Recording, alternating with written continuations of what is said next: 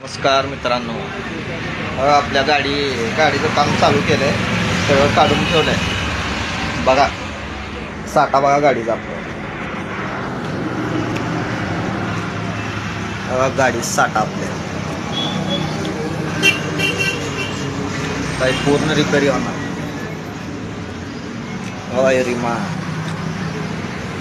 Engine, आपलं engine, आतलं material, engine.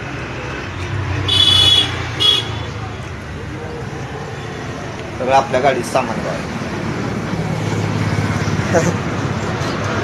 आपली स्प्लेंडर उतानीच केली बार.